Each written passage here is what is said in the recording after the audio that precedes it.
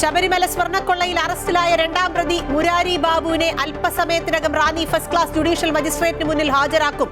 മുരാരി ബാബുവിനെ ചോദ്യം ചെയ്തത് 10 മണിക്കൂർ.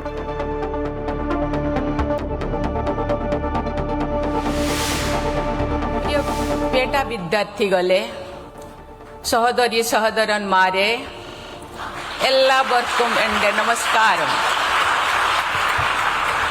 വികസിത ഭാരതത്തിന് മുതൽക്കൂട്ടാകാൻ കേരളത്തിലെ വിദ്യാഭ്യാസ സ്ഥാപനങ്ങൾക്ക് കഴിയട്ടെ എന്ന് രാഷ്ട്രപതി ദ്രൗപദി മുർമു പാലാ സെന്റ് തോമസ് കോളേജിലെ പ്ലാറ്റിനം ജൂബിലി ആഘോഷത്തിൽ പങ്കെടുത്തു. ജൂബിലി സ്മാരകമായ പുതിയ ബ്ലോക്കിന്റെ ശിലാസ്ഥാപനം നിർവഹിച്ചു രാഷ്ട്രപതി കുമരകത്ത്.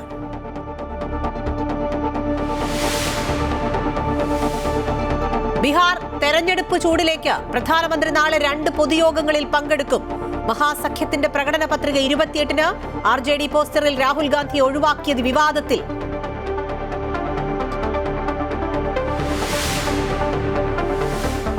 സുരേഷ് ഗോപിയുടെ വിമർശനങ്ങളെ പരിഹസിച്ച് വിദ്യാഭ്യാസ മന്ത്രി വി ശിവൻകുട്ടി. സുരേഷ് ഗോപി വാതുറക്കുന്നത് ഭക്ഷണം കഴിക്കാനും കള്ളത്തരം പറയാനെന്നും ശിവൻകുട്ടി, അഭിനയിക്കാൻ അറിയില്ലെന്നും വിമർശനം.